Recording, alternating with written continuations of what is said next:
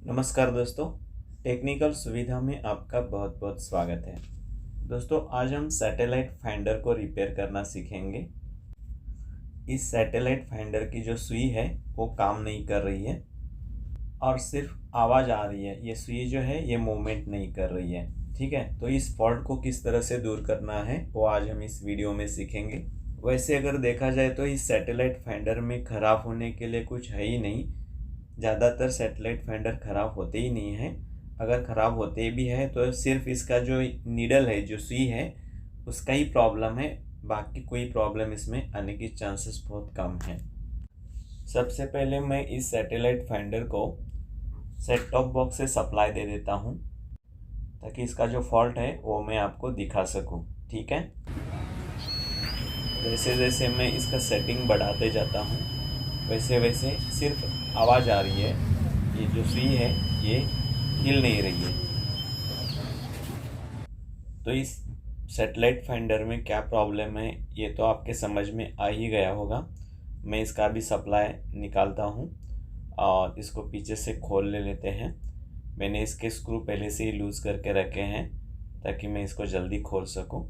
ठीक है, तो इसको ओपन करते हैं। मैंने इसका बैक कवर खोल दिया है। अब यहाँ देखिए, यहाँ ये जो दो पॉइंट्स है इसमें इंडिकेटर की जो लाइट है, आगे जो एक इंडिकेटर की लाइट जलती है उसका सप्लाई यहाँ से मिलता है, ये दो पॉइंट से। और ये जो नीचे वाले दो पॉइंट्स है, ये जो नीडल की मूवमेंट होती है उसके लिए अंदर एक कॉइल लगी है, उस कॉइल को सप्लाई यहाँ से जाता है। अंदर कॉइल रहती है, तो मैं आपको खोल के दिखाता हूँ। लेकिन उसके पहले और एक बार सेट टॉप बॉक्स से हम सप्लाई दे देते हैं और यहाँ के वोल्टेजेस मैं आपको चेक करके दिखाता हूँ। उसके लिए हमें एक मल्टीमीटर की ज़रूरत पड़ेगी, तो मैं ले लेता हूँ मल्टीमीटर। मैंने मल्टीमीटर को 20 वोल्ट डीसी के ऊपर सेट किया है। सबसे पहले इंडिकेटर के लिए जो सप्लाई जाता है वहाँ देखिए 1.9 वोल्ट, यानी कि इंडिकेटर का वोल्टेज ओके है। और ये जो नीचे दो पॉइंट्स है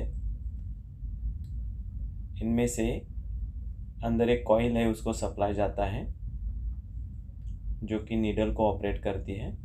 यहाँ देखिए, यहाँ वोल्टेज कितना बता रहा है, 8.45।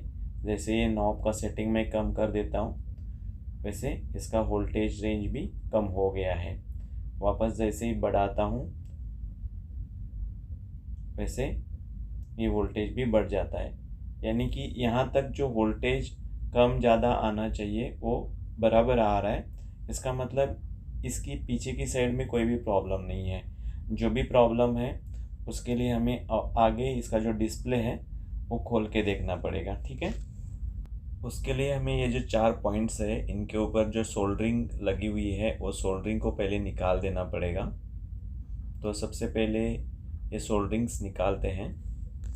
दोस्तों, इस चैनल के माध्यम से आपको कुछ अच्छी जानकारी मिल रही है, और अगर आप मेरे चैनल पे पहली बार हो और अभी तक आपने मेरे चैनल को सब्सक्राइब नहीं किया है तो चैनल को सब्सक्राइब ज़रूर करके रखना और बेल आइकॉन को भी प्रेस करना। ठीक है, तो इस तरह से ये पीछे का जो कवर था वो भी मैंने ओपन करके जो डिस्प्ले का जो पोर्शन है उसको खोल दिया है।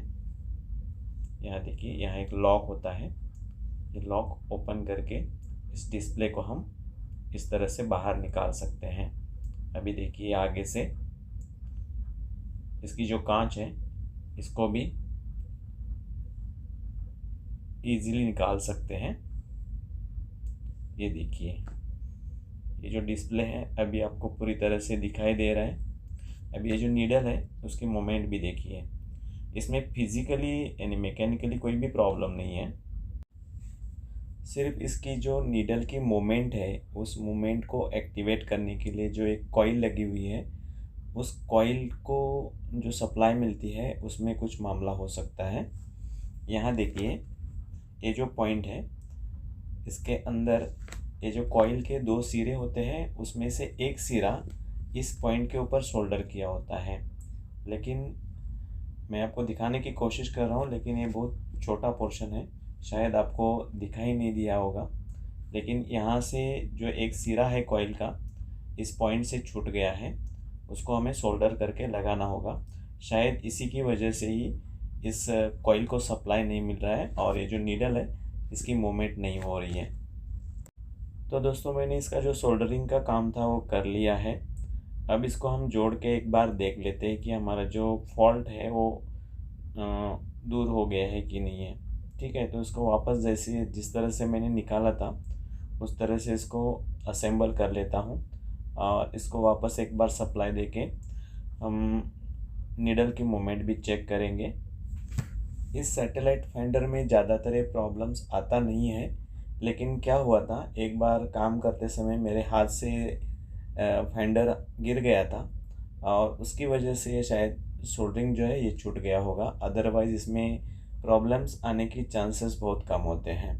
ठीक है, तो यहाँ से जो हमने सोल्डरिंग निकाली थी उसको वापस सोल्डर कर लेते हैं। दोस्तों अगर ये वीडियो आपको अच्छा लग रहा है तो वीडियो को लाइक करना मत भूलना, क्योंकि इससे मेरा हौसला बढ़ जाता है। इस विषय पर अगर आपके कुछ सवाल है या फिर आपके कुछ सुझाव है तो मुझे कमेंट बॉक्स में ज़रूर लिख सकते हो। मैं पूरी कोशिश करूँगा कि आपको रिप्लाई दे सकूँ। तो चलिए मैं इसको फटाफट जोड़ देता हूँ ताकि आपको मुझे इसे चेक करके भी दिखाना है।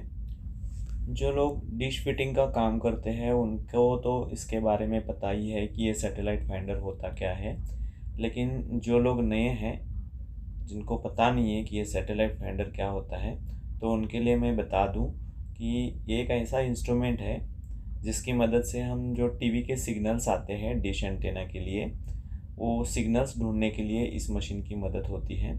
इस मशीन की मदद से ही हम डिश एंटेना के सिग्नल्स जो हैं ये सेट करते हैं। मैंने इसको वापस असेंबल कर दिया है।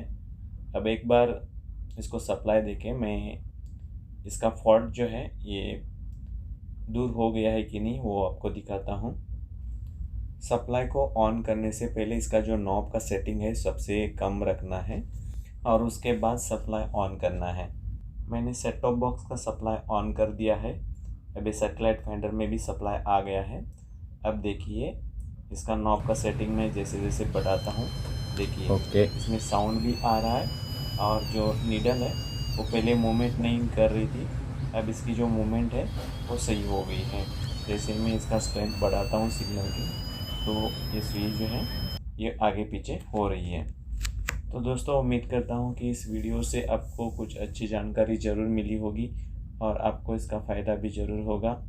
तो चलिए मिलते हैं नेक्स्ट वीडियो में, तब तक धन्यवाद।